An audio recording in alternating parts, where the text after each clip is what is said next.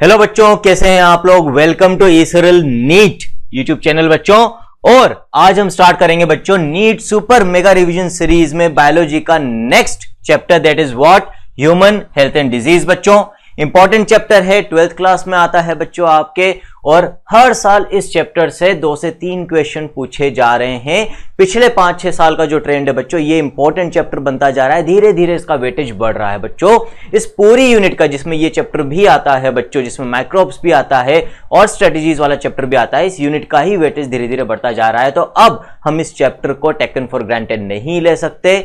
Important chapter है, health इसके अंदर हम डिस्कस करते हैं, डिजीजेस करते हैं बच्चों, वैक्सीन्स के बारे में बात होती है, कैंसर के बारे में बात होती है, एड्स के बारे में बात होती है, और लास्ट में बच्चों ड्रग्स एंड अल्कोहल अब्यूज के बारे में भी बात होती है। तो बहुत सारे क्वेश्चंस बनने की अपॉर्चुनिटी इस चैप्टर से होती है। जो बच्चे चैनल पे नए हैं, पहली बार लेक्चर को देख रहे हैं बच्चों, उनको मैं अपने बारे में थोड़ा सा बता देता हूं बच्चों। Myself doctor Anshuman Agrawal, मैं भी एक डॉक्टर हूं बच्चों। आप भी डॉक्टर बनने का सपना देख रहे हैं, मेरा ये सपना पूरा हो चुका है फॉर्चुनेटली। एमबीबीएस करी बच्चों मैंने from SMS medical college Jaipur से, राजस्थान में बच्चों, राजस्थान का सबसे अच्छा कॉलेज है। इसके बाद बच्चों फिर मैंने एमडी करी from Kota medical college in anaesthesiology, और फिर बच्चों फेलोशिप करी है पेन मैनेजमेंट में from DPMC Delhi and Aesculap academy Germany. At present मैं एक एनेस्थीसियोलॉजिस्ट और पेन फिजिशियन की तरह प्रैक्टिस कर रहा हूं। साथ ही साथ बच्चों, क्योंकि पढ़ाने का शौक है, पैशन है, तो आप लोगों को पढ़ा भी रहा हूं। 10 साल से ज्यादा मुझे हो चुके हैं बच्चों पढ़ाते हुए, और काफी बच्चे जिनको मैंने पढ़ाया है आज डॉक्टर बन चुके हैं। नॉट ओनली एमबीबीएस, लेकिन वो भी अपना post graduation that is MD और एमएस कंप्लीट कर चुके हैं बच्चों। साथ ही साथ मैंने एनटीएससी भी क्लियर करा था बच्चों। रेजिडेंस में एचओडी रह चुका हूं बच्चों बायोलॉजी डिपार्टमेंट का, और इस समय ईसरल के माध्यम से जो भी बच्चों मेरे पास ज्ञान है, जो भी नॉलेज है, वो आपको डिलीवर करने की कोशिश कर रहा हूं। अभी तक बच्चों NEET super mega revision series में हमने कौन कौन से चैप्टर्स कर लिए हैं वो भी एक बार देख लेते हैं बच्चों। तो अभी तक हम 20 चैप्टर्स कंप्लीट कर चुके हैं बच्चों। 38 चैप्टर्स हैं बायोलॉजी के अंदर, और उनमें से हमने 20 चैप्टर्स कंप्लीट कर लिए हैं। मोर देन 50% कंप्लीट हो चुका है। तो जिन बच्चों ने लेट ज्वाइन करा है, ये सीरीज देखना देर से चालू करा है, वो क्या कर सकते हैं, चैनल पे सारे लेक्चर्स आपका अवेलेबल हैं बच्चों। आप चैनल से सारे लेक्चर्स देख सकते हैं। नॉट ओनली बायोलॉजी, लेकिन फिजिक्स और केमिस्ट्री के लेक्चर्स भी आपको इस सीरीज के अंदर अवेलेबल हैं, बिल्कुल फ्री ऑफ कॉस्ट बच्चों, ईसरल के नीट चैनल के ऊपर।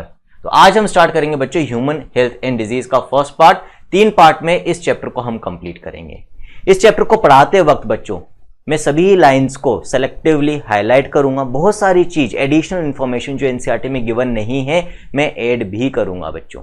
तो साथ के साथ आपको भी जिस तरह से मैं हाईलाइट कर रहा हूं, उसी तरह से हाईलाइट करते हुए चलना है। 2-3 कलर आप साथ में लेकर बैठे बच्चों। अलग अलग कलर कोडिंग करेंगे अपन। जो लेस इंपॉर्टेंट है उसके लिए अलग कलर यूज करेंगे, जो ज्यादा इंपॉर्टेंट है उसके लिए अलग कलर यूज करेंगे। जो लाइंस में हाईलाइट नहीं करूंगा, इसका मतलब है कि उन लाइंस को आपको अपने लास्ट रिवीजन में पढ़ने की जरूरत नहीं है। और जो भी चीजें मैं यहां पर ऐड करूंगा बच्चों, लिखूंगा, वो सारी चीजें आपको भी साथ के साथ नोट डाउन करते हुए चलनी है। क्यों? क्योंकि बाद कभी नहीं आता है बच्चों। अभी छोड़ दोगे तो फिर बाद में ये सारी चीजें आपसे मिस हो जाएगी, आप नहीं लिख पाओगे। जब तक अपने खुद के हाथों से नहीं लिखोगे बच्चों, चीजें याद नहीं होगी आपको।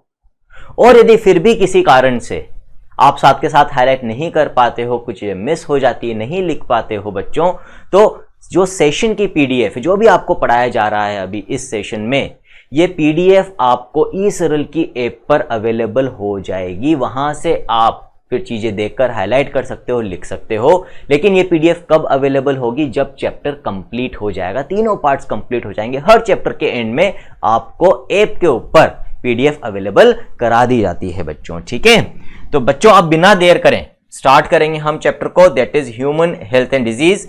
इस चैप्टर के बारे में बच्चों आप अपनी 9th क्लास में भी पढ़ते हो। अब आप कह रहे होंगे सर 9th क्लास याद दिला रहे हो, अब तो इतना टाइम हो गया, 9th पढ़े हुए किसको याद रहता है। लेकिन यदि आप हर क्लास में सिंसेरिटी के साथ और सीरियसली चीजों को पढ़ते हो, तो डेफिनेटली बच्चों कुछ ना कुछ चीजें याद रह जाती है। और सही मायने में पढ़ने का यही तरीका होता है। डॉक्टर बनने जा रहे हो बच्चों, दवाइयों के नाम भी याद रखने पड़ेगा। वैसा थोड़ी कि आज याद कराओ और कल भूल गए, ऐसे कैसे पेशेंट देखोगे। तो जिस तरह से बच्चों आप प्रोफेशन में जाने के बाद चीजों को याद करोगे, लंबे समय तक आपको याद रखना पड़ेगा बच्चों। डॉक्टर का प्रोफेशन ऐसा ही है, लगातार पढ़ना भी पड़ता है और चीजों को याद भी रखना पड़ता है। तो क्यों ना अभी से ही वो हैबिट डाल लें, हम चीजों को अच्छे से पढ़ें, सिंसेरिटी के साथ पढ़ें और याद करते हुए चलो बच्चों, ठीक है। तो सबसे पहले बच्चों अपन बात करेंगे कि भाई हेल्थ होती क्या है, चैप्टर का नाम है बच्चों ह्यूमन हेल्थ एंड डिजीज। तो हमारी हेल्थ के बारे में है और डिजीज के बारे में है बच्चों। डिजीज क्या होता है उसके बारे में थोड़ी देर में बात करेंगे। हम पहले बात करेंगे कि भाई हेल्थ क्या होती है। हेल्थ क्या होती है, हेल्थ को डिफाइन करने की कोशिश, समझने की कोशिश पुराने समय से चली आ रही है बच्चों। कई लोगों ने हेल्थ को समझने की और डिफाइन करने की कोशिश करी। तो पहले तो ये देखेंगे कि जो पुराना कंसेप्ट है हेल्थ को लेकर, पुराने लोग हेल्थ को लेकर क्या बोलते थे, क्या समझने की कोशिश करी उन्होंने इससे बच्चों। जो चीजें इंपॉर्टेंट है वो मैं हाईलाइट भी करता हुआ चलूंगा बच्चों, ठीक है। तो health for a long time was considered as a state of body and mind where there was a balance of certain humours. तो बच्चों पुराना कंसेप्ट क्या कहता है, ठीक है, जिसमें हिपोक्रेट्स भी आ जाते हैं बच्चों, father of medicine. This is what early Greeks like Hippocrates as well as Indian Ayurveda system of medicine asserted. क्या मानते थे बच्चों हिपोक्रेट्स, और हमारा आयुर्वेदिक सिस्टम भी ये मानता है बच्चों कि हमारे शरीर के अंदर कुछ फ्लूइड्स होते हैं। इन फ्लूइड्स को क्या बोला जाता है बच्चों, इन फ्लूइड्स को बोला जाता है ह्यूमर्स। ह्यूमर्स का मतलब क्या बच्चों, फ्लूइड्स। जो बच्चे आयुर्वेद में थोड़ा बहुत इंटरेस्ट रखते होंगे उन्होंने 3 टर्म्स जरूर सुने होंगे बच्चों, वात, पित्त और कफ। ये आयुर्वेद में टर्म्स यूज होते हैं बच्चों। वात मीन्स वायु, पित्त यानी क्या होता है बच्चों, बाइल, और कफ यानी म्यूकस। आयुर्वेद ये मानता है कि जब तक ये तीनों फ्लूइड्स, वात, पित्त, कफ, जो मैंने अभी बोला बच्चों, air component in our body, bile component in our body and mucus component in our body, ये एक बैलेंस में है, तब तक हम हेल्दी रहेंगे। इन तीनों में से कोई भी कंपोनेंट कम ज्यादा हो जाता है तो हमारे शरीर में बीमारी होती है। यही चीज हिपोक्रेट्स भी मानते थे बच्चों, ठीक है। तो पुराना एक कंसेप्ट क्या है हेल्थ को लेकर कि भाई तब तक हमारी बॉडी और माइंड में एक स्टेट ऑफ बैलेंस बना रहेगा, हेल्दी बनी रहेगी हमारी बॉडी, जब तक हमारे इन फ्लूइड्स के अंदर एक बैलेंस बना रहता है। एक और अजीब सा थॉट था बच्चों पहले हेल्थ को लेके, क्या था, it was thought that persons with black bile belonged to hot personality and would have fevers, ठीक है। तो ये मानते थे कि पुराने साइंटिस्ट कि जो बाइल है बच्चों यदि वो ब्लैक कलर का हो जाए तो ऐसे लोगों में फीवर होगा, लेकिन इस तरह का कोई कंसेप्ट नहीं होता, ये चीज सही नहीं है। लेकिन ये आपसे पूछा जा सकता है बच्चों यहां पर कि भाई इस तरह का कोई कंसेप्ट था क्या पहले, तो डेफिनेटली पहला इस तरह से माना जाता था बच्चों। This idea was arrived at by pure reflective thought, मतलब सिर्फ वैसे ही, कोई साइंटिफिक बेसिस नहीं था बच्चों इस चीज का। The discovery of blood circulation by William Harvey using experimental method and the demonstration of normal body temperature in persons with black bile using thermometer disproved the good humor hypothesis of health। तो अभी जो हमने ये बात करी, ये जो पुराना कंसेप्ट था बच्चों हेल्थ का, जिसमें हम बोल रहे हैं कि भाई जो फ्लूइड्स हैं, ह्यूमर्स, इनके बैलेंस से एक हेल्थ बनी रहती है, या जो ब्लैक बाइल होता है उसकी वजह से फीवर आता है, ये कंसेप्ट डिनाई कर दिया गया। कब, जब विलियम हार्वे ने डिस्कवरी करी बच्चों, किस चीज की डिस्कवरी करी, ब्लड सर्कुलेशन की डिस्कवरी करी।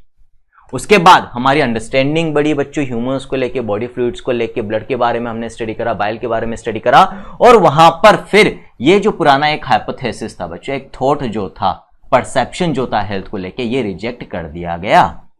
फिर नया कंसेप्ट आया बच्चों कुछ समय के बाद। क्या आया नया कंसेप्ट कुछ समय के बाद, वो भी देख लेते हैं। In later years biology stated that mind influences through neural system and endocrine system our immune system and that our immune system maintains our health। Important line है बच्चों, पूछी जा सकती है, तो इसको अपन अलग कलर से यहां पर हाईलाइट करेंगे।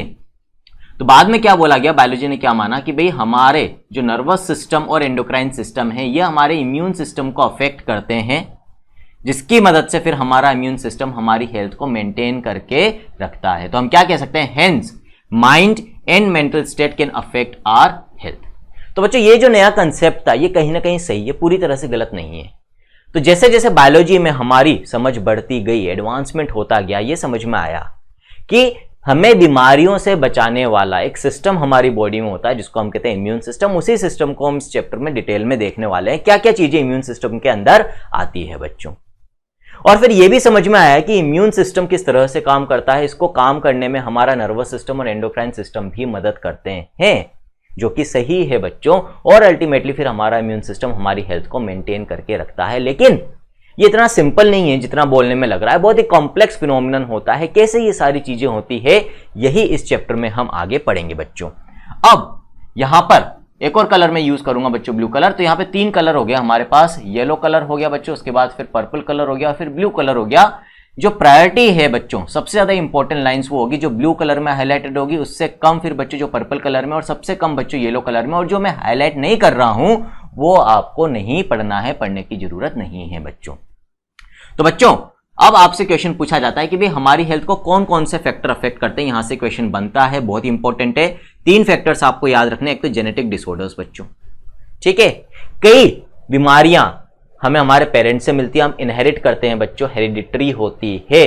जैसा आपने देखा होगा कई फैमिलीज के अंदर यदि ग्रैंड पेरेंट्स में डायबिटीज है तो फिर पेरेंट्स में भी होती है और फिर उनके बच्चों में भी डायबिटीज देखने को मिलती है बच्चों। तो जेनेटिक डिसऑर्डर्स, ठीक है, या हम कह सकते हैं जेनेटिक्स भी हेल्थ को अफेक्ट करती है बच्चों, like deficiencies with which a child is born and deficiencies और defects which the child inherits from parents from birth are included under genetic disorders. इसके अलावा बच्चों हमारे आसपास के एनवायरनमेंट में ऐसे बहुत सारे ऑर्गेनिजम्स हैं जिनमें ज्यादातर माइक्रोब्स हैं, लाइक बैक्टीरिया, वायरसेस, और भी कई ऑर्गेनिजम्स हैं लाइक फंगस है बच्चों, प्रोटोजोन्स हैं, जिनकी वजह से हमें कई बीमारियां होती है बच्चों। ये सारे क्या कहलाते हैं? इन्फेक्शियस एजेंट्स कहलाते हैं बच्चों, और इनसे जो बीमारियां होती है वो इन्फेक्शंस कहलाते हैं।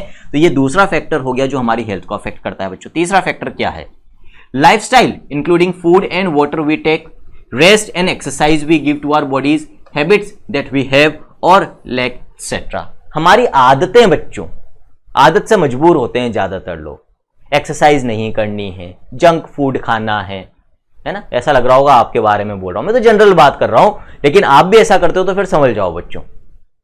ये सारी हैबिट्स जो होती है बच्चों हमारी, इसकी वजह से भी हमारी हेल्थ के ऊपर फर्क पड़ता है। और आज के समय में तो लाइफस्टाइल इतनी खराब हो चुकी है, पहले बहुत मेहनत क्या करते थे, जो ट्रांसपोर्टेशन के मीन्स है बच्चों वो अवेलेबल नहीं थे, तो ज़्यादातर लोग पैदल ही चला करते थे, अपना काम खुद करते थे, गैजेट्स कम से कम थे बच्चों, तो मेहनत होती थी, शरीर लगातार काम करता रहता था, फिजिकल वर्कआउट होता था, तो लोग हेल्दी रहते थे बच्चों। लेकिन अब धीरे धीरे वो आदत खत्म होती जा रही है, जिसकी वजह से सेडेंटरी लाइफस्टाइल, दिन भर बैठे रहते हैं हम, जंक फूड खाते रहते हैं, और हम बीमार भी पड़ते हैं ज़्यादा हमारे पुराने लोगों के कंपैरिजन में बच्चों। तो ये जो पार्ट मैंने अभी हाईलाइट करा है बच्चों, ये बहुत इंपॉर्टेंट है, इसको आप स्टार मार्क कर लो, 3 स्टार से मार्क कर लो बच्चों, यहां से क्वेश्चन आने के चांसेस बहुत ज्यादा हैं। ठीक है, आगे बढ़ेंगे बच्चों। अब तो यहां तक अभी बहुत जनरल बात करिए अपन ने कि भाई ठीक है, पुराना कंसेप्ट क्या था हेल्थ को लेके, अभी अब धीरे धीरे हेल्थ को लेके क्या समझ बढ़ती जा रही है, कौन कौन से फैक्टर्स है जो हमारी हेल्थ को अफेक्ट करते हैं बच्चों।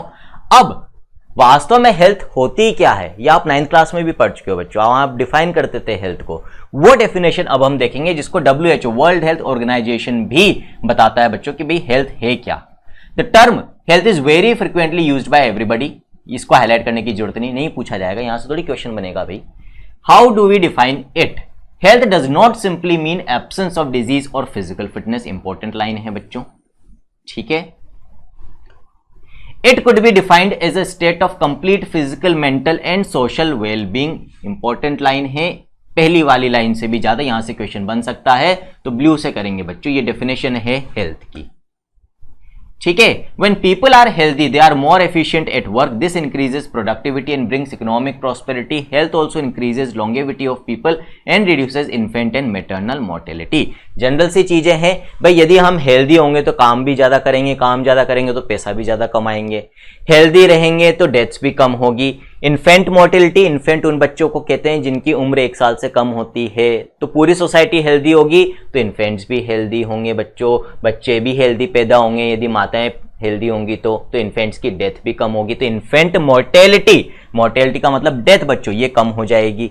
इसी तरह से बच्चों यदि अपन मैटरनल मोर्टेलिटी की बात करें, मैटरनल रेफर्स टू मदर, ठीक है, तो प्रेगनेंसी के पीरियड के आसपास जो भी मदर्स की डेथ होती है प्रेगनेंसी रीजन से, चाहे डिलीवरी के पहले हो, चाहे डिलीवरी के बाद हो बच्चों, या डिलीवरी के दौरान हो, वो सब मैटरनल मोर्टेलिटी के अंदर आती है।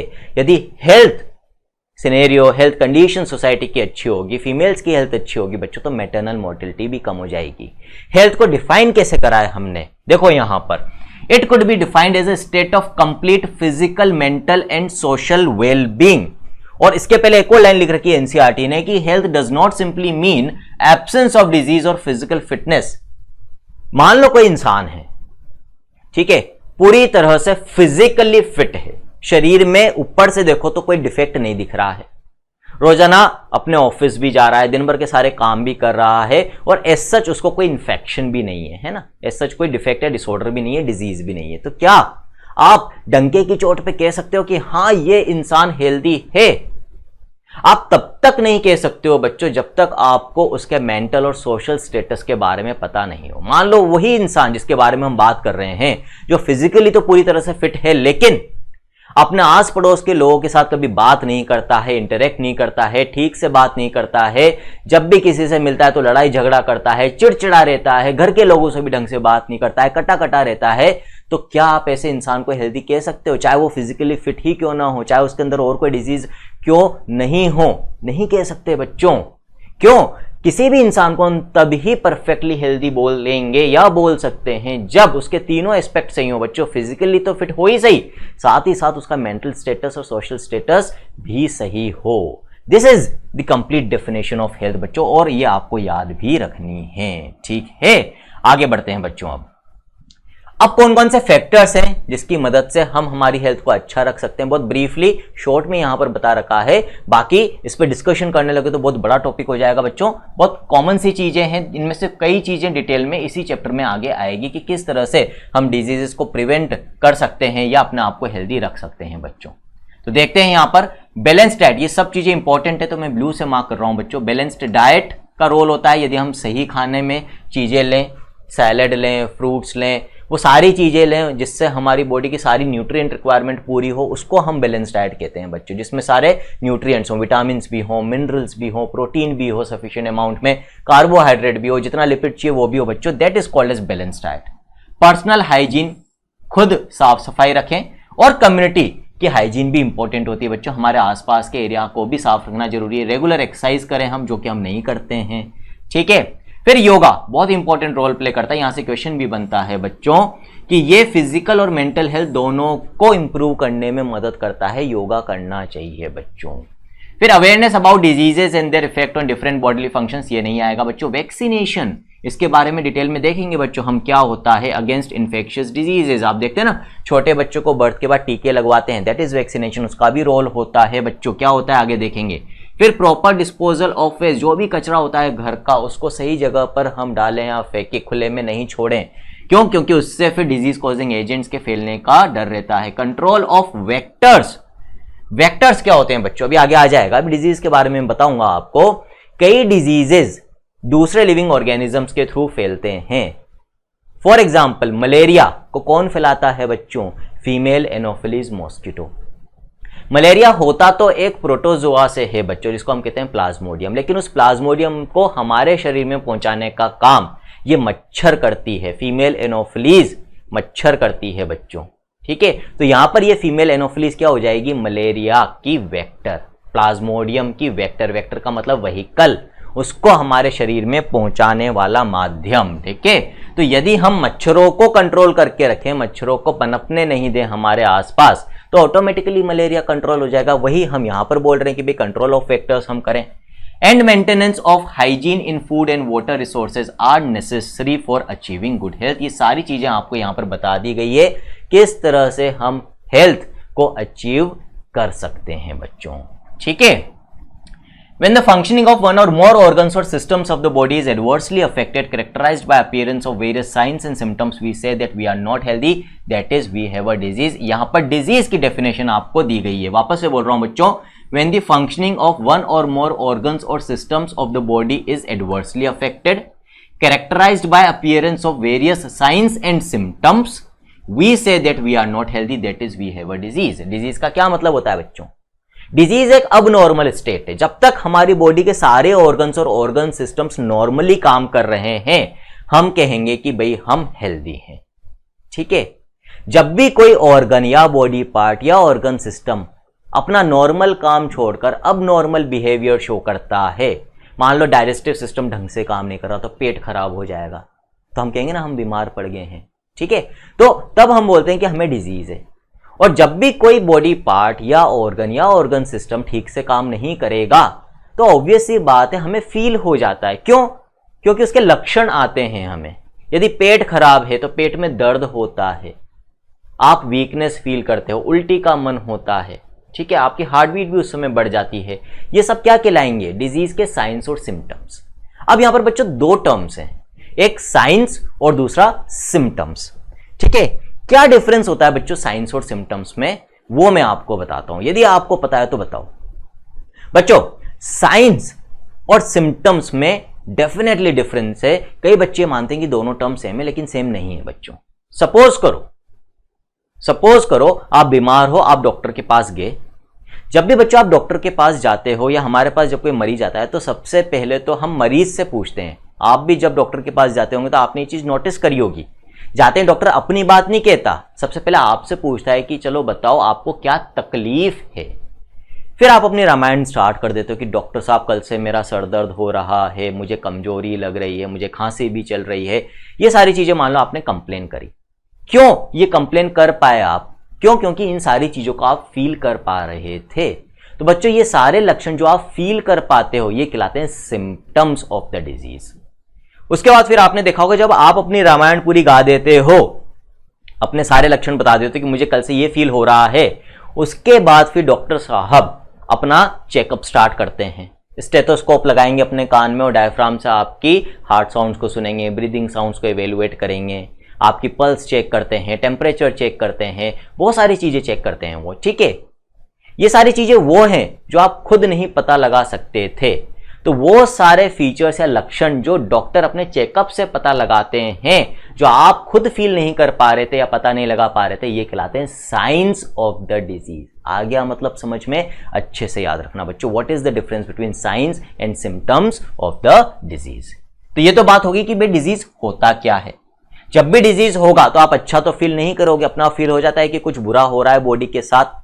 ठीक है, तो यहां पर एनसीईआरटी ने भी लिखा है कि we say that we are not healthy, और ये चीज हम फील भी करते हैं बच्चों, प्रॉपर्ली काम भी नहीं कर पाते उस वक्त। अब ये जो डिजीजेज हैं इनको हम दो कैटेगरीज में डिवाइड कर सकते हैं बच्चों। कौन कौन सी कैटेगरीज में डिवाइड कर सकते हैं, यहां से भी क्वेश्चन आता है तो इसको अपन ब्लू में मार्क करते हुए चलेंगे। Diseases can be broadly grouped into infectious diseases and non infectious diseases. Infectious diseases वो होते हैं बच्चों जो एक पर्सन से दूसरे पर्सन में फैल सकते हैं, स्प्रेड हो सकते हैं, ट्रांसमिट हो सकते हैं। सो diseases which are easily transmitted from one person to another are called infectious diseases। अब बच्चों infectious diseases यूजुअली किससे होते हैं? ऑर्गेनिजम्स से होते हैं जो डिजीज कोज करते हैं। इनको हम कहते हैं पैथोजेंस। इनमें ज्यादातर माइक्रो ऑर्गेनिजम्स होते हैं जिनको हम नेकेड आई से नहीं देख सकते, माइक्रोस्कोप से ही देख सकते हैं क्योंकि वो छोटे होते हैं, जैसे बैक्टीरिया और वायरस बच्चों। ठीक है, तो infectious diseases are very common and every one of us suffers from these at some times or other। Some of the infectious diseases like AIDS are fatal। अब इनमें से कई infectious diseases बच्चों जानलेवा भी होते हैं, जिनसे जान जाती ही जाती है। अभी तक उनका पूरा इलाज क्योर हमारे पास नहीं है, जैसे कि एड्स बच्चों। ठीक है, अभी मैं आपको बताऊंगा बच्चों ये जो इन्फेक्शियस एजेंट्स होते हैं जिनको हम कहते हैं पैथोजेंस, जिनसे हमें ये इन्फेक्शंस होते हैं। ध्यान रखना, कुछ टर्म्स में बोल रहा हूं, नोट डाउन करते हुए चलो बच्चों। ठीक है, लिख भी दूंगा मैं अभी। पैथोजेंस वो एजेंट्स जिनसे हमें इन्फेक्शंस होते हैं बच्चों। ये किस तरह से एक इंसान से दूसरे इंसान में इन्फेक्शन को स्प्रेड कर सकते हैं, इसके मीन्स या मेथड मैं आपको अभी बताऊंगा बच्चों। ठीक है, फिर पहले देख लेते हैं कि नॉन इन्फेक्शियस डिजीजेस क्या होते हैं बच्चों। नॉन इन्फेक्शियस डिजीजेस, अब पता चल रहा है जब इन्फेक्शियस डिजीजेस वो हैं जो एक पर्सन से दूसरे पर्सन में स्प्रेड होते हैं, तो नॉन इन्फेक्शियस क्या हो जाएंगे बच्चों, जो एक पर्सन से दूसरे पर्सन में स्प्रेड नहीं होते हैं। तो अमंग नॉन इन्फेक्शियस डिजीजेस कौन कौन से आते हैं बच्चों? कैंसर आता है जैसे, और cancer is the major cause of death in the world बच्चों। ठीक है, इसके अलावा लास्ट में इस चैप्टर के हम बच्चों ड्रग एंड अल्कोहल अब्यूज के बारे में भी पढ़ेंगे। इनसे भी हमारी हेल्थ पे बुरा प्रभाव पड़ता है। यदि हम ड्रग्स का गलत यूज करें और अल्कोहल का यूज करते हैं जो लोग, उनकी भी हेल्थ सही नहीं रह सकती बच्चों। क्या रोल होता है ड्रग अब्यूज का और अल्कोहल अब्यूज का, ये हम देखेंगे बच्चों हेल्थ के ऊपर आगे चल के इस चैप्टर में। तो यहां पर पहले तो पैथोजेंस की बात कर लेते हैं बच्चों। यहां पर लिख रखा है एनसीईआरटी ने, a wide range of organisms belonging to bacteria, viruses, fungi, protozoans, helminths. Helminths क्या होते हैं बच्चों? Helminths are worms. ठीक है, etcetera could cause diseases in man. Such disease causing organisms are called pathogens. तो आपको यहां पर बच्चों डेफिनेशन दे रखी है पैथोजेंस की, अच्छे से आप इसको मार्क कर लो। ठीक है, इंपॉर्टेंट बच्चों, यहां से क्वेश्चन आता है। पैथोजेंस आपसे पूछे जा सकते हैं। अब पैथोजन में इंक्लूड कौन कौन हो रहे हैं बच्चों? बैक्टीरिया हो रहे हैं, वायरसेस हो रहे हैं, फंजाई हो रही है, प्रोटोजोन्स हो रहे हैं और हेलमिन्स हो रहे हैं। हेलमिन्स क्या होते हैं बच्चों? Helminths are worms. Most parasites are therefore pathogens as they cause harm to the host by living in और ऑन देम। अब पैरासाइट्स क्या होते हैं बच्चों, या आप इकोलॉजी में भी पढ़ते हो, पैरासाइट्स वो ऑर्गेनिजम्स हैं जो किसी होस्ट के अंदर या उसकी बॉडी के ऊपर रहते हैं। जो अंदर रहते हैं वो एंडोपैरासाइट कहलाते हैं, जो ऊपर रहते हैं वो एक्टोपैरासाइट कहलाते हैं बच्चों। और पैरासिटिक रिलेशनशिप कैसे रिलेशनशिप होती है बच्चों, इसमें जो पैरासाइट होता है वो अपने होस्ट को नुकसान पहुंचाता है और बदले में खुद फायदा लेता है। जब होस्ट को नुकसान पहुंचा रहा है इसका मतलब होस्ट के अंदर कोई ना कोई डिजीज कर रहा है, तो हम कह सकते हैं कि भाई जितने भी पैरासाइट होते हैं वो ज्यादातर क्या है बच्चों, पैथोजेंस की तरह बिहेव करते हैं। तो ये लाइन इंपॉर्टेंट है, इसको भी हम हाईलाइट करेंगे ब्लू से बच्चों। ये थोड़ी ट्विस्टेड लाइन है, पूछा जा सकता है यहां से question. The pathogens can enter our body by various means. अब यहां पर आपको बताया जा रहा है कि किस तरह से ये डिजीज कॉजिंग एजेंट्स हमारी बॉडी के अंदर एंटर कर सकते हैं या एक इंसान से दूसरे इंसान में डिजीज को स्प्रेड कर सकते हैं बच्चों। ठीक है, तो पहले तो एनसीईआरटी की सुन लेते हैं, फिर कुछ मिसिंग है तो अपन उसको नोट कर लेंगे बच्चों। The pathogens can enter our body by various means, multiply and interfere with normal vital activities, resulting in morphological and functional damage। जब भी हमारी बॉडी में आएंगे तो हमारी फंक्शनिंग को या हमारे किसी बॉडी पार्ट को अफेक्ट करेंगे, जिसकी वजह से फिर किसी न किसी डिजीज के साइंस एंड सिम्टम्स आते हैं, हम अच्छा फील नहीं करते और हम कहते हैं कि हमें डिजीज हो गया है। Pathogens have to adopt to life within the environment of the host. और ये पैथोजन तभी हमारी बॉडी के अंदर ग्रो कर पाएंगे जब वो हमारे अंदर के एनवायरनमेंट के हिसाब से एडजस्ट हो सके, अडॉप्ट हो सके बच्चों। फॉर एग्जांपल यहां पर आपको एनसीईआरटी ने बता रखा है, तो ये लाइन इंपॉर्टेंट है लेकिन बहुत ज्यादा भी नहीं, तो इसको अपन पर्पल से मार्क करेंगे बच्चों। तो pathogens have to adapt to life within the environment of the host. इसका एग्जाम्पल दिया यहां पर, for example the pathogens that enter the gut must know a way of surviving in the stomach at low pH and resisting the various digestive enzymes। तो बच्चों वो disease causing organisms जो हमारी alimentary canal के अंदर जाकर नुकसान पहुंचाते हैं हमारी डाइजेस्टिव ट्रैक्ट को, हमारी गट को, वो ऐसा तभी कर सकते हैं जब वो हमारे स्टमक में जाने के बाद, हमारे स्टमक में क्या रिलीज होता है बच्चों, हाइड्रोक्लोरिक एसिड, कई एंजाइम्स भी रिलीज होते हैं। तो वही पैथोजन, वही ऑर्गेनिज्म हमारी एलिमेंट्री केनाल के अंदर जाकर डैमेज कर सकता है जो हमारी एलिमेंट्री केनाल और हमारे स्टमक में जाकर भी जिंदा रह सके। उसे जिंदा रहना है तो उसे कुछ ऐसा होना चाहिए उसके पास जिससे वो HCl से अपने आप को बचा सके, यानी कि हाइड्रोक्लोरिक एसिड से, जिससे वो हमारे डाइजेस्टिव एंजाइम से अपने आप को बचा सके। तो बच्चों वो सारे पैथोजन जो हमारी एलिमेंट्री केनाल के थ्रू डिजीज प्रोड्यूस करते हैं, उसके अंदर डैमेज करके डिजीज प्रोड्यूस करते हैं, उनके पास कोई ना कोई ऐसा तरीका होता है जिससे वो अपने आप को इस HCl से और एंजाइम से बचा लेते हैं। ज्यादातर के पास क्या होता है बच्चों, जैसे कई वर्म्स होते हैं जो हमारी एलिमेंट्री केनाल को बच्चों इन्फेक्ट करते हैं, इनकी बॉडी के ऊपर एक हार्ड कवरिंग होती है जिसको हम कहते हैं क्यूटिकल, और ये क्यूटिकल बच्चों एसिड से और एंजाइम से डैमेज नहीं होती, जिसकी वजह से ये वर्म्स हमारी एलिमेंट्री केनाल और स्टमक में जाने के बाद भी खत्म नहीं होते, अपने आप को बचा लेते हैं और फिर हमारी एलिमेंट्री केनाल की वॉल को डैमेज करते हैं, जिसकी वजह से पेट में दर्द भी होता है, भूख भी नहीं लगती है और कई तरह की पेट की बीमारियां होती है बच्चों। ठीक है, आया समझ में? आगे बढ़ते हैं। A few representative members from different groups of pathogenic organisms are discussed here along with the diseases caused by them. Preventive and control measures against the diseases in general are also briefly described। अब यहां से बच्चों आपको NCERT ने अभी क्या बोला था, अभी कौन कौन से पैथोजेंस हैं जो डिजीज करते हैं बच्चों, उसमें bacteria, virus, fungi, protozoa, helminths यानी कि वर्म्स, 5 कैटेगरीज मेनली आपको बताइए। अब इन पांचों कैटेगरीज के मेन डिजीज एग्जाम्पल आपको एनसीईआरटी ने एक्सप्लेन कर रखे हैं। हर कैटेगरी से एक एक दो इंपॉर्टेंट डिजीज आपको बताएं जहां से क्वेश्चन नीट के अंदर बनने के चांसेस काफी ज्यादा होते हैं। तो यहां पर जितने डिजीजेस आपको एक्सप्लेन कर रखे हैं उनके बारे में आपको भी डिटेल में पता होना चाहिए बच्चों। लेकिन इन डिजीजेस को स्टार्ट करने से पहले हम क्या लिखेंगे, यहां पर एनसीईआरटी ने ये नहीं बताया है आपको डिटेल में कि भाई वो कौन कौन से तरीके हैं जिनसे ये जो पैथोजेंस हैं ये हमारी बॉडी में एंटर करते हैं या एक इंसान से दूसरे इंसान में फैलते हैं बच्चों, तो वो हम लिख लेते हैं। ठीक है, तो what are the means of entry of infectious agents in our body. ये जो इन्फेक्शियस एजेंट्स होते हैं बच्चों, इनको हम क्या बोलते हैं, इनको हम बोलते हैं पैथोजेंस।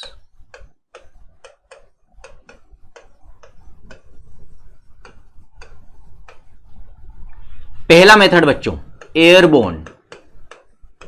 बहुत सारे पैथोजेंस ऐसे होते हैं जो हवा के थ्रू हमारी बॉडी के अंदर एंटर करते हैं और फिर हमें इन्फेक्शन कर देते हैं या हमारी बॉडी के अंदर डिजीज कर देते हैं बच्चों। फॉर एग्जाम्पल कॉमन कोल्ड का वायरस बच्चों, मान लो किसी को कॉमन कोल्ड हो रखा है जो कि एक वायरस की वजह से होता है।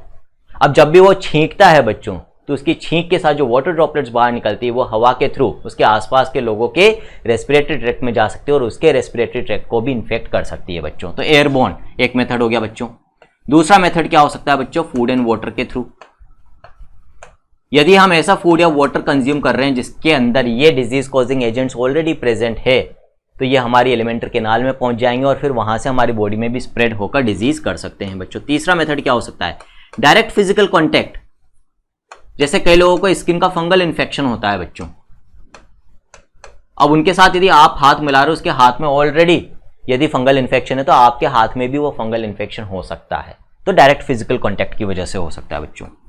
सेक्सुअल कॉन्टैक्ट, जब दो लोगों के बीच में बच्चों सेक्सुअल इंटरकोर्स होता है, क्वाइटस होता है या सेक्सुअल एक्ट होता है बच्चों, तो वहां पर क्या होता है?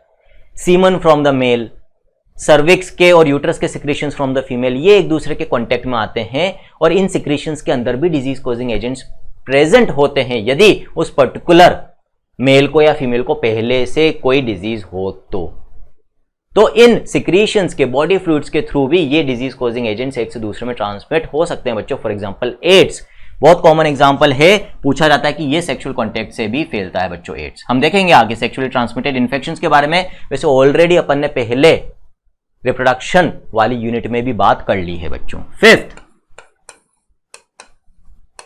ब्लड एंड ब्लड प्रोडक्ट्स के थ्रू बच्चों। मान लो किसी का एक्सीडेंट हो गया, उसको खून की जरूरत है, खून चढ़ाया गया और जो खून चढ़ाया गया मान लो गलती से उसके अंदर ऑलरेडी किसी माइक्रो ऑर्गेनिज्म की प्रेजेंस थी जो डिजीज करता है। वैसे तो बच्चों आजकल क्या होता है, जब भी खून की जरूरत होती है तो ब्लड बैंक से प्रॉपर्ली टेस्टेड ब्लड दिया जाता है, जिस ब्लड को पहले से टेस्ट कर लिया जाता है कि भी उसके अंदर कोई इन्फेक्शन या इन्फेक्शियस एजेंट तो नहीं है ना। लेकिन फिर भी कई बार ऐसा गलती से हो सकता है, तो यदि ऐसा ब्लड चढ़ा दिया जाए किसी इंसान को जिसमें ऑलरेडी इन्फेक्शियस एजेंट प्रेजेंट है तो फिर जिसको चढ़ाया गया उसको भी इन्फेक्शन हो सकता है बच्चों। और क्या तरीका हो सकता है? वेक्टर्स, अभी मैंने बोला था, आपको एग्जाम्पल बताया था बच्चों, फीमेल एनोफिलीज। तो किसी लिविंग ऑर्गेनिज्म के थ्रू एक से दूसरे में स्प्रेड हो रहा है तो बच्चों वहां पर हम कहेंगे कि वो डिजीज वेक्टर्स के थ्रू हो रहा है। और एक और आपको वर्ड याद रखना है बच्चों, फोमाइट्स। फोमाइट्स क्या होते हैं बच्चों? नॉन लिविंग ऑब्जेक्ट्स होते हैं। फॉर एग्जाम्पल किसी को ऑलरेडी इन्फेक्शन हो रखा है, इन कॉमन कोल्ड की बात कर लेते हैं बच्चों। अब उसका टॉवल यदि आप यूज कर रहे हो, उसके कपड़े यदि आप यूज कर रहे हो तो आपको भी वो इन्फेक्शन हो सकता है। तो यहां पर ये जो टॉवल है, ये कपड़े, या फिर मान लो आपकी क्लास में किसी को वायरल इन्फेक्शन हो रहा है ना। अब वो बच्चा मान लो छींक रहा है, अब छींकते वक्त मान लो उसने अपना हाथ रख लिया, अच्छू, ठीक है, ऐसे छींका उसने। अब उसकी जो वाटर ड्रॉपलेट्स है वो उसके हाथ पे आ गई, इसमें वायरस भी है। अब मान लो ये बच्चा क्लास के बाहर जा रहा है, अब क्लास के बाहर जाएगा तो जाते वक्त गेट पे, डोर पे जो नॉब होता है उसको पकड़ के खोलेगा, खोल लिया, निकल लिया भाई साहब बाहर। अब मान लो पीछे पीछे आप भी चल दिए, ठीक है। अब मान लो आप जब बाहर गए तो आपने भी उस नॉब को पकड़ा। अब हुआ क्या, जब उसने उस डोर नॉब को पकड़ के गेट को खोला था तो उसके हाथ में जो उसके मुंह से निकली हुई वाटर ड्रॉपलेट्स, म्यूकस की ड्रॉपलेट्स थी जिनमें वायरस भी था, वो उस डोर नॉब से चिपक गई थी। और जब आपने उसी डोर नॉब को पकड़ के दरवाजे को खोला तो वो वायरस अब आपके हाथ पे आ चुका है। और मान लो बाहर जाके आपने अपना जो चेहरा पोंछ लिया अच्छे से, तो ये वायरस आपकी नाक में भी चला जाएगा और आपको भी कॉमन कोल्ड हो सकता है बच्चों। तो यहां पर इस कॉमन कोल्ड के वायरस को स्प्रेड करने में किसने मदद करी बच्चों? डोर नॉब ने, जो कि एक नॉन लिविंग ऑब्जेक्ट है और उसको हम यहां पर क्या बोलेंगे बच्चों? फोमाइट बोलेंगे। So these are the various means by which infections, या हम कह सकते हैं इन्फेक्शियस एजेंट्स, एक से दूसरे पर्सन में या किसी पर्सन के अंदर एंटर कर सकते हैं बच्चों। अब हम तैयार हैं एक एक करके सारे डिजीजेस के बारे में बात करने के लिए। सबसे पहला डिजीज जो बताया बच्चों यहां पर, वो कौन सा बताया है? टाइफॉइड, ठीक है। जो टाइफॉइड है बच्चों, इसको एक और नाम देते हैं हम, it is also called as enteric fever. Entero word refers to बच्चों इंटेस्टाइन, एलिमेंट्री कैनाल, ठीक है। तो ये एक ऐसा डिजीज है जिसमें एलिमेंट्री कैनाल, हमारे इंटेस्टाइन्स अफेक्ट होते हैं, डैमेज होते हैं और इसमें फीवर भी आता है, इसलिए इसको एंटेरिक फीवर भी बोला जाता है बच्चों। किससे होता है बच्चों? बैक्टीरियल डिजीज है बच्चों, बैक्टीरिया से होता है। कौन से बैक्टीरिया से होता है बच्चों? साल्मोनेला टाइफी से होता है, ठीक है। तो इंपॉर्टेंट है, ये पूछा जाता है बच्चों आपसे, बहुत इंपॉर्टेंट है, साल्मोनेला टाइफी से होगा, जो कि एक बैक्टीरियम है। इस डिजीज को हम टाइफाइड कहते हैं, एंटेरिक फीवर भी इसको बोला जाता है बच्चों, ठीक है। अब सिर्फ साल्मोनेला टाइफी के अलावा, मतलब सिर्फ साल्मोनेला टाइफी से नहीं, कुछ और स्ट्रेन से बच्चों साल्मोनेला की जिससे भी ये हो सकता है, तो वो भी आप लिख लो। एक आध बार स्टेट एग्जाम्स में पूछा गया, तो आगे भी पूछा जा सकता है, तो यहां पर आप प्लस कर लो, साल्मोनेला पेरा टाइफी ए एंड साल्मोनेला पेरा टाइफी बी। ये दो और वेराइटीज है बच्चों साल्मोनेला की जिससे ये इन्फेक्शन हो सकता है। तो यदि कभी क्वेश्चन आ जाए कि बे टाइफाइड किस किस से होता है, आपको एक में दे दिया साल्मोनेला टाइफी, दूसरे ऑप्शन में पैराटाइफी है, तीसरे में पैराटाइफी बी और फोर्थ में दी ऑल दे रखा है, तो वहां पर फिर हमें ऑल करना है बच्चों। क्लियर है, ठीक है। यहां पर ये एडिशनल इंफॉर्मेशन मैंने आपको बता दी बच्चों। क्या क्या होता है बच्चों इसके अंदर। These pathogens generally enter the small intestine through food and water. पहले तो ये मीन या मेथड ऑफ एंट्री आपको बता दिया, मोड ऑफ एंट्री आपको बता दिया। ये हमारी गट में एंटर करता है थ्रू फूड एंड वाटर। ऐसा फूड एंड वाटर जिसमें साल्मोनेला पहले से प्रेजेंट हो बच्चों, उसको यदि हम कंज्यूम करेंगे तो हमें ये इन्फेक्शन हो सकता है, ठीक है। तो these enter our body through food and water. कौन से पार्ट को अफेक्ट कर रहा है बच्चों, स्मॉल इंटेस्टाइन को अफेक्ट कर रहा है। Contaminated with them and migrate to other organs through blood, और वहां से फिर ये दूसरी ऑर्गन्स में भी माइग्रेट कर सकता है हमारे ब्लड के थ्रू। क्या क्या देखने को मिलता है बच्चों इसके अंदर। सस्टेन्ड हाई फीवर, तेज फीवर आता है और लगातार फीवर बना रहता है बच्चों। नॉर्मल बॉडी टेम्परेचर कितना होता है 37 डिग्री सेल्सियस, इसमें 39 से 40 डिग्री सेल्सियस तक जा सकता है। फ़ारेनहाइट में बात करूं बच्चों तो 102 से 104 डिग्री फ़ारेनहाइट तक बुखार हो सकता है। वीकनेस, कमजोरी आ जाएगी बच्चों। और क्या होगा, स्टमक पेन, क्योंकि स्मॉल इंटेस्टाइन को डैमेज कर रहा है। डाइजेस्टिव सिस्टम को यदि ये अफेक्ट कर रहा है बच्चों तो डाइजेशन भी प्रॉपर नहीं रहेगा, जिसकी वजह से प्रॉपर डाइजेशन नहीं होगा तो कॉन्स्टिपेशन, कब्ज हो सकती है। सर दर्द भी होता है बच्चों और भूख नहीं लगती है। भूख नहीं लगने को हम क्या कहते हैं, लॉस ऑफ एपेटाइट। एपेटाइट यानी भूख, लॉस ऑफ एपेटाइट, भूख खत्म हो जाना, भूख नहीं लगना। These are the signs and symptoms, दोनों इंक्लूड कर दिए हैं इसमें से, कुछ सिम्टम्स हैं कुछ साइंस है बच्चों, ऑफ व्हाट, टाइफाइड और enteric fever are some of the common symptoms of this disease. Intestinal perforation and death में अकर इन सीवियर केसेस। अब ये चीज आप याद रखो बच्चों, इंपॉर्टेंट है अगेन, कि इसके कॉम्प्लिकेशन है। लंबे समय तक यदि किसी को टाइफाइड है तो हो क्या सकता है बच्चों, यहां पर मान लो जिस इंसान को टाइफाइड है ये उसकी स्मॉल इंटेस्टाइन है। अब ये टाइफाइड का जो बैक्टीरिया होता है बच्चों अंदर की तरफ से इस वॉल को डैमेज करने लगता है। अब जब वो डैमेज करेगा तो कई बार क्या होता है, वो इतना डैमेज कर देता है कि थ्रू एंड थ्रू एक होल बन जाता है स्मॉल इंटेस्टाइन की वॉल के अंदर बच्चों। इसको हम क्या कहते हैं, इसको हम कहते हैं इंटेस्टाइनल परफोरेशन। अब यदि ये होल बन जाए किसी कारण से, यहां पर ज्यादा इंफेक्शन, ज्यादा लंबे समय तक इंफेक्शन रहने के कारण, जिसको हम कहते हैं इंटेस्टाइनल परफोरेशन, तो स्मॉल इंटेस्टाइन के अंदर का जो कंटेंट होता है बच्चों वो निकलकर एब्डोमिनल कैविटी में आ जाता है और साथ में ये पैथोजन भी आ जाएगा, बैक्टीरिया भी आ जाएगा बच्चों, और ये एब्डोमिनल कैविटी के अंदर इंफेक्शन को स्प्रेड कर देता है, जिसकी वजह से अल्टीमेटली डेथ भी हो सकती है बच्चों। तो ये सीवियर केसेस ऑफ टाइफाइड में देखने को मिल सकता है। फैटल कॉम्प्लिकेशन, लीथल कॉम्प्लिकेशन, ऐसी कॉम्प्लिकेशन हो सकती है ये जिसकी वजह से इंसान की डेथ भी हो सकती है बच्चों। पता कैसे लगाएंगे, मान लो आप डॉक्टर बन गए हो, आपके पास एक पेशेंट आया, उसने सारे सिम्टम्स बताए और आपको ये लगा कि भाई इसको टाइफाइड हो सकता है। अब आप कंफर्म कैसे करोगे, दवाई लिखने के पहले कंफर्म करना जरूरी होता है बच्चों, तो उसके लिए टेस्ट कराओगे, आपको ना कोई इन्वेस्टिगेशंस करवाओगे, ठीक है। तो बच्चों typhoid fever could be confirmed by Widal test. कौन सा टेस्ट कराया जाता है बच्चों, इसको कंफर्म करने के लिए विडाल टेस्ट कराया जाता है, ठीक है। इससे इसको हम कंफर्म करते हैं। अब यहां पर एक बहुत मजेदार कहानी आपको बता रखी है बच्चों, मैरी मेलन की कहानी आपको बता रखी है। Classic case in medicine, that of Mary Mallon. Mary Mallon का बच्चों निकनेम था, यहां पर क्या इतना ज्यादा इंपॉर्टेंट नहीं है तो पर्पल से करेंगे बच्चों। मैरी मेलन निकनेम्ड टाइफाइड मेरी, इसको एक उपनाम दे दिया गया था बच्चों, निकनेम दे दिया गया था बच्चों। क्या बोलते थे इसको, पॉपुलरली टाइफाइड मेरी बोलते थे मैरी मेलन को। कौन थी बच्चों ये, she was a cook by profession, है ना, खाना बनाती थी बच्चों, ठीक। And was a typhoid carrier who continued to spread typhoid for several years through the food she prepared. अब मैं कई बार बोलता हूं कि एनसीईआरटी कई बार ऐसे एक आध लाइनें लिखकर आगे निकल जाती है और उन एक आध लाइनों में ऐसे कुछ टर्म्स छोड़ जाती है जो बहुत इंपॉर्टेंट होते हैं लेकिन एक्सप्लेन नहीं करती और वहां से क्वेश्चन बन जाते हैं बच्चों। तो यहां पर बताया क्या है एनसीईआरटी ने कि ये जो मेरी मेलन थी बच्चों, she was a typhoid carrier. अब यहां पर एक नया वर्ड आ गया बच्चों, दैट इज कैरियर, जिसके बारे में यहां एनसीईआरटी ने एक्सप्लेन नहीं करा, पता होना जरूरी है। तो बच्चों कैरियर ऑफ अ डिजीज क्या होता है? कैरियर ऑफ अ डिजीज कौन होता है बच्चों? सपोज करो बच्चों कॉमन कोल्ड का वायरस मेरी बॉडी के अंदर आ गया, घुस गया, ठीक है, लेकिन मान लो मैं रोजाना एक्सरसाइज करता हूं, अच्छा खाना खाता हूं, अच्छे से नींद लेता हूं, तो मेरी मान लो इम्यूनिटी स्ट्रांग है, जिसके कारण से ये वायरस मेरी बॉडी के अंदर तो आ गया, लेकिन बहुत तेजी से मल्टीप्लाई नहीं कर पा रहा, अपना नंबर बहुत तेजी से बढ़ा नहीं पा रहा। तो वो मेरी बॉडी के अंदर रहेगा तो सही कुछ दिन तक, लेकिन इतनी नंबर में नहीं बढ़ पाएगा जिसकी वजह से मेरे को कॉमन कोल्ड के सिम्टम्स आने लग जाए, छींकें आने लग जाए, बुखार आने लग जाए, ये सारे लक्षण नहीं आएंगे।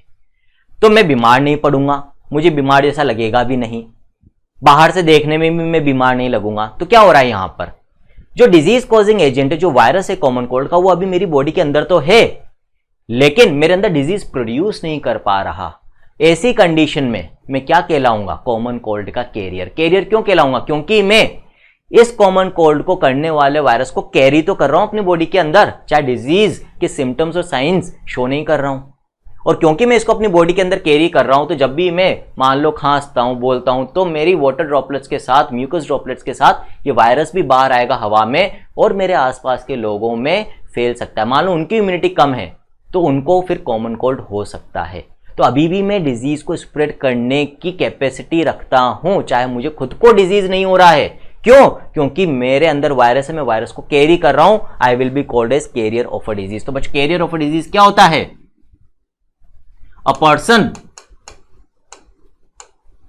Carrying the pathogen in body but not showing signs and symptoms। S/S का मतलब signs and symptoms of disease। खास बात क्या है? he or she can spread the disease। अभी भी ये स्प्रेड कर सकता है, दूसरों में फैला सकता है, ये खास बात है। तो ये तो ज्यादा खतरनाक चीज हो जाती है। मान लो किसी को कॉमन कोल्ड के सिम्टम्स आ रहे हैं, छींक रहा है, बुखार आ रहा है, तो कम से कम आप उसको पहचान लोगे कि भाई इसको कॉमन कोल्ड से दूर रहना है। लेकिन मान लो अभी मेरी बात मैंने करी थी कि मान लो मेरे अंदर कॉमन कोल्ड का वायरस है लेकिन सिम्टम्स नहीं आ रहे, मैं कैरियर हूं उसका, तो फिर आपको तो लगेगा सर तो बिल्कुल हेल्दी है, बिल्कुल आराम से आसपास बैठ के हम पढ़ाई करेंगे, और फिर आपको क्या हो सकता है? कॉमन कोल्ड हो सकता है। तो कैरियर से स्प्रेड होने के चांसेस ज्यादा बढ़ जाते हैं बच्चों, ठीक है। तो यहां पर एनसीईआरटी ने इसी तरह का एक एग्जाम्पल बताया कि एक कुक थी जिसका नाम था बच्चों मैरी मेलन।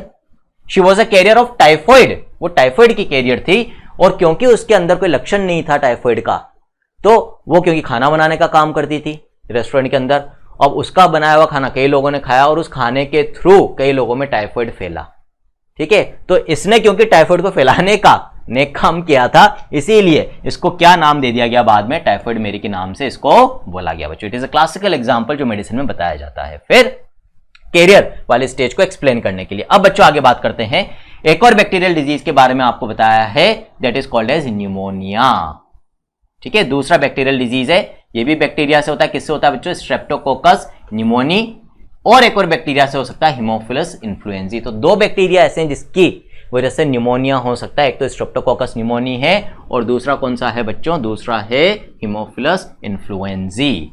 तो बैक्टीरियल डिजीज है, स्ट्रेप्टोकोकस न्यूमोनी से हो सकता है, हीमोफिलस इन्फ्लुएंजी से हो सकता है बच्चों। नाम क्या है डिजीज का? Pneumonia. Pneumo refers to air बच्चों, कौन सी ऑर्गन को अफेक्ट करता है बच्चों? ये लंग्स को अफेक्ट करता है। लंग्स में भी किसको इन्फेक्ट करता है? It infects the alveoli. Alveoli क्या होते हैं? एयरफिल्ड सैक्स ऑफ दी लंग्स। एल्वियोलाई आप पढ़ते हो बच्चों ब्रीदिंग इन एक्सचेंज में, 11th में, ये बहुत अच्छे से पढ़ चुके हो।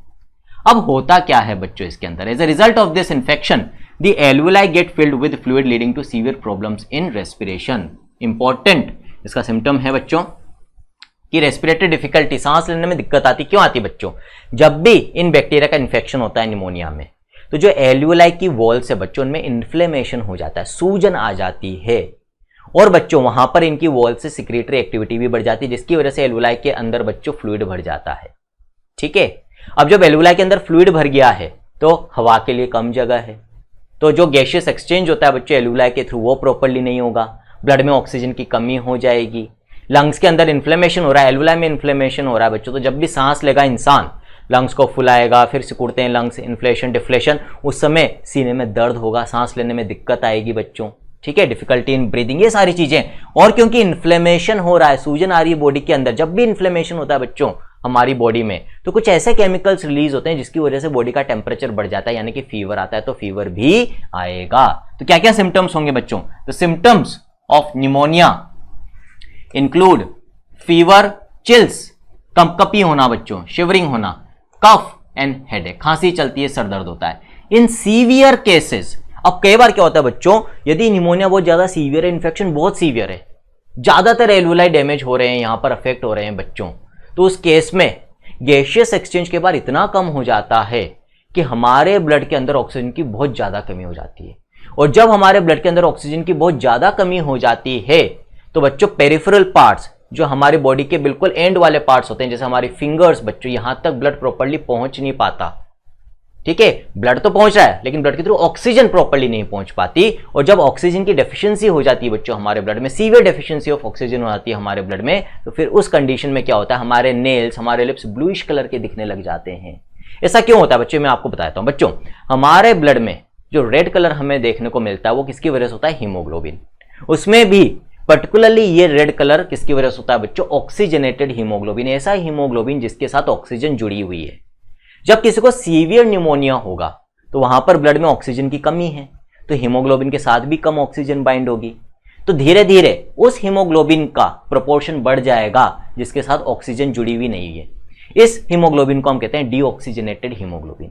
और जब भी बच्चों हमारे ब्लड में डीऑक्सीजनेटेड हीमोग्लोबिन का अमाउंट बढ़ जाता है तो जो ऑप्टिकल प्रॉपर्टी है बच्चों हमारे ब्लड की, लाइट को रिफ्लेक्ट करने की प्रॉपर्टी, वो चेंज हो जाती है, जिसके कारण से ब्लू कलर की लाइट ज्यादा रिफ्लेक्ट होने लग जाती है। और कुछ पार्ट्स ऑफ द बॉडी में ये ब्लड फिर हमें कैसा दिखने लग जाता है बच्चों, ब्लूइश कलर का दिखने लग जाता है, इसीलिए ये पार्ट्स ब्लूइश कलर के दिखते हैं। और इस कंडीशन को हम कहते हैं साइनोसिस। क्या कहते हैं बच्चों, साइनोसिस, CYANOSIS।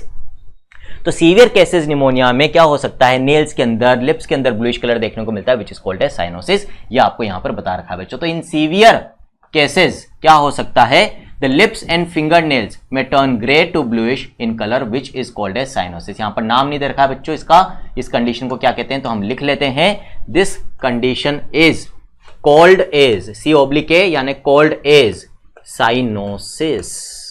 ये टर्म पूछा जाता है लेकिन दिया नहीं है, याद रखना है हमने। A healthy person acquires the infection by inhaling the droplets or aerosols released by an infected person or even by sharing glasses and utensils with an infected person। आपको क्या बता रखा बच्चों यहाँ पर, मोड ऑफ ट्रांसमिशन, कैसे ये एक से दूसरे में फैलता है, ठीक है, सब पूछा जा सकता है, इसलिए मैं ब्लू में मार्क कर रहा हूँ बच्चों। डिजीजेस बहुत इंपॉर्टेंट है यहाँ पर इस चैप्टर में।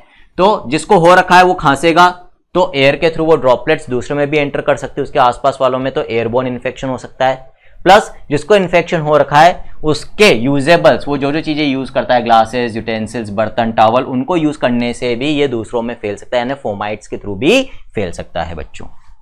फिर कुछ और नाम आपको दे रखे हैं बच्चों बैक्टीरियल डिजीजेस के, लेकिन उनकी डिटेल नहीं बता रखी, तो आपको भी डिटेल में यहां पर जाने की जरूरत नहीं है, सिर्फ इनके नाम याद रख लो कि ये बैक्टीरिया से होते हैं बच्चों। कौन कौन से, डिसेंट्री।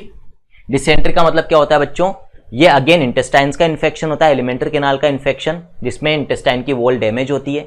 जब वॉल डैमेज होगी तो वहां से खून निकलेगा, खून निकलेगा तो हमारे फीसिस के साथ मिक्स हो जाएगा, और जब हम डिफिकेशन करेंगे, हमारे फीसिस को पास करेंगे, तो फीसिस के साथ ब्लड का लॉस भी होगा। जब फीसिस के साथ ब्लड का लॉस भी होता है बच्चों, तो उस कंडीशन को हम क्या कहते हैं, उस कंडीशन को हम कहते हैं डिसेंट्री। ये बैक्टीरियल इन्फेक्शन से हो सकती है। प्लेग अगेन बच्चों बैक्टीरिया से होने वाला एक इन्फेक्शन है, ठीक है। किस बैक्टीरिया से होता है बच्चों, ये प्लेग, इसका नाम लिख लो, आपसे पूछा जा सकता है बच्चों यहां पर। तो plague is caused by Yersinia pestis. इसका एक और नाम है बच्चों पास्चुरेला पेस्टिस, और ये एक वेक्टर के थ्रू होता है बच्चों। तो प्लेग का वेक्टर लिख लो। इस बैक्टीरिया को ह्यूमन पॉपुलेशन में लाने का काम कौन करती है बच्चों, एक इंसेक्ट करता है जिसको हम कहते हैं रेड फ्ली। जूलॉजिकल नेम क्या है बच्चों इसका, लिख देता हूं मैं, जिनोप्सिला चियोपिस। पूछा जा सकता है, ठीक है। डिप्थीरिया बच्चों, अगेन एक और बैक्टीरियल इन्फेक्शन है, नाम याद रखना है आपको इसका।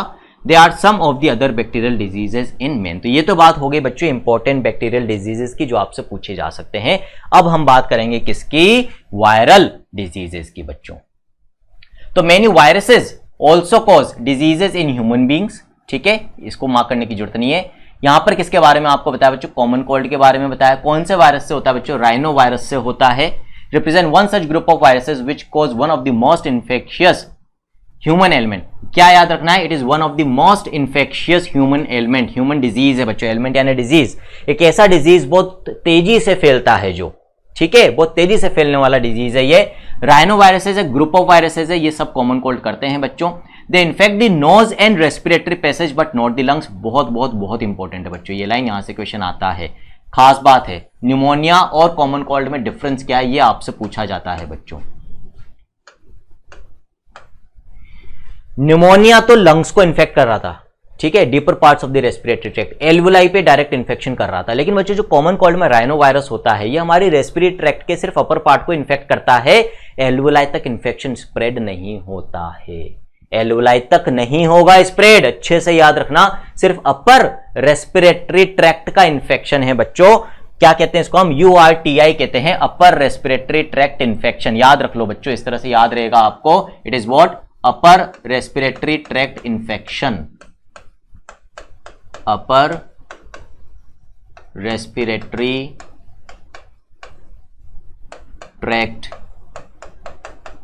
इन्फेक्शन है बच्चों। आ गई बात समझ में, ठीक है। The common cold is characterised by nasal congestion and discharge. नाक बंद हो जाती है, नाक बहती है, तो बंद हो जाना नेजल कंजेशन, नाक बहना नेजल डिस्चार्ज। गले में खराश होती है, सोर थ्रोट, होर्सनेस आवाज भारी हो जाती है, कफ खांसी चलती है, हेडेक सरदर्द होता है, टायर्डनेस थकान लगती है, कमजोरी लगती है। और एक और चीज बच्चों, ज्यादातर वायरल इन्फेक्शन ऐसे होते हैं जो अपने आप 5 से 7 दिन में ठीक हो जाते हैं। हमारा इम्यून सिस्टम इन वायरसेस के ऊपर कंट्रोल कर लेता है यूजुअली अपने आप 5 से 7 दिन में, ठीक है। तो यहां पर क्या हो रहा है, विच usually last for 3 to 7 days, 3 से 7 दिन में यूजुअली अपने आप ये ठीक भी हो जाता है यदि आप अच्छे से रेस्ट लो, अच्छे से डाइट लो तो बच्चों, ठीक है। अब यहां पर दिमाग में आ रहा हो, सर जब अपने आप ठीक हो जाता है तो फिर हम डॉक्टर को दिखाने क्यों जाते हैं, फोकट में फीस क्यों देते हैं, दवाइयां में पैसे क्यों खर्च करते हैं, तो वो भी मैं आपको बताता हूं बच्चों। देखो यूजुअली जब भी आप कॉमन कोल्ड के लिए डॉक्टर को दिखाने जाते हो तो वो आपको एक एंटीबायोटिक भी लिखते हैं। एंटीबायोटिक्स बच्चों वायरसेस के ऊपर इफेक्टिव नहीं होती, बैक्टीरिया के ऊपर होती है, जबकि तो वायरल इन्फेक्शन है। क्यों लिखते हैं बैक्टीरियल या बैक्टीरिया को खत्म करने वाली एंटीबायोटिक, क्यों बच्चों, क्योंकि जब भी कॉमन कोल्ड होता है, वायरल इन्फेक्शन है, ये हमारी बॉडी के इम्यून सिस्टम को वीक कर देता है। अब क्योंकि उस समय हमारी बॉडी वीक है तो हो सकता है इस वीक बॉडी के ऊपर कोई बैक्टीरिया भी अटैक करके इन्फेक्शन कर दे, तो उस समय इस वायरल इन्फेक्शन की वजह से हमें कोई बैक्टीरियल इन्फेक्शन ना हो, इसी कारण से आपको एंटीबायोटिक दी जाती है इन कॉमन कोल्ड। इसके अलावा कुछ और दवाएं जो आपको दी जाती है वो किस लिए दी जाती है कि ये जो सिम्टम्स हैं यहां पर, इनसे आपको आराम मिले। खांसी ज्यादा चल रही है, सांस लेने में तकलीफ हो रही है, सर दर्द हो रहा है, फीवर आ रहा है, उनको ठीक करने के लिए आपको दवाएं देते हैं जिनको हम कहते हैं सिम्टोमेटिक ट्रीटमेंट। सिम्टम्स को सही करने के लिए ट्रीटमेंट दिया जाता है ताकि आपके 3 से 7 दिन अच्छे से निकल जाए बच्चों, है ना। तो ये रीजन होता है दवाई देने का कॉमन कोल्ड में। तो इंपॉर्टेंट है सिम्टम्स, ब्लू से मार्क करेंगे। The common cold is characterised by nasal congestion and discharge, sore throat, hoarseness, cough, headache, tiredness etcetera, which usually last for 3 to 7 days. Droplets resulting from cough or sneezes of an infected person are either inhaled directly or transmitted through contaminated objects such as pens, books, cups, doorknobs, computer keyboard और mouse etc. and cause infection in a healthy person. ये already मैंने आपको explain कर दिया है, सबको पता है कॉमन कोल्ड कैसे स्प्रेड हो सकता है, तो इसको हम पर्पल से मार्क कर लेंगे बच्चों, ठीक है। यहां तक आया समझ में। तो आज का पहला लेक्चर है बच्चों, इसलिए हम बहुत ज्यादा नहीं पढ़ेंगे, जितना मैंने अभी तक आपको पढ़ा इसको बहुत अच्छे से समझो, याद करो। नेक्स्ट लेक्चर में आगे कंटिन्यू करेंगे बच्चों, हर चीज को अच्छे से समझते हुए, कंसेप्चुअली समझते हुए बच्चों। बायो रटने का सब्जेक्ट नहीं है बच्चों, ज्यादातर बच्चे मानते हैं कि बायो तो सिर्फ एक रटने वाला सब्जेक्ट है, नहीं बच्चों। यदि बायो को ठीक से समझा जाए तो ये भी एक कंसेप्चुअल सब्जेक्ट है। फर्क सिर्फ इतना सा है कि इसको समझने के बाद याद करना, रटना भी जरूरी है, तभी मार्क्स आते, नहीं तो मार्क्स नहीं आएंगे। तो यहाँ डबल वर्क करना जरूरी है, पहले समझना और फिर याद करना बच्चों। और ये चीज जब आप डॉक्टर बन जाओगे तब भी अप्लाई होगी, तो अभी से ये हैबिट डाल लो बच्चों। इसी तरह से इसराइल की टीम आपके साथ है और हमेशा साथ बनी रहेगी। कोशिश यही है कि आपको किसी भी तरह से, चाहे हमें कितनी भी मेहनत करनी पड़े आपके साथ, आपको भी मेहनत करवाएंगे और नीट के अंदर सिलेक्शन दिलवाएंगे ताकि आप भी हमारी बायोलॉजी टीम में जो डॉक्टर्स है, डॉक्टर कुशिका और मैं, हमारी तरह डॉक्टर बन सकें और अपना सपना पूरा कर सकें बच्चों। ठीक है, तो इसी तरह से आज का जो लेक्चर है बच्चों खत्म करते हैं। नेक्स्ट लेक्चर में आगे कंटिन्यू करेंगे। This is all for today from my friend, mentor and motivator doctor Anshuman, signing off. Thank you.